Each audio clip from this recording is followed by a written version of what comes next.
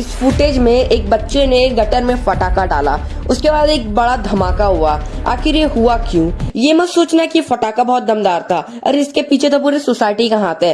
देखिए, जब हम वॉशरूम में अपना काम पूरा करके आते हैं, उसके बाद वो पूप सीवर में जाती है, जहाँ वो जमा होकर हाइड्रोजन गैस बनाता है, जो बहुत फ्लेमेबल होती है, बिल्कुल एलपीजी की तरह।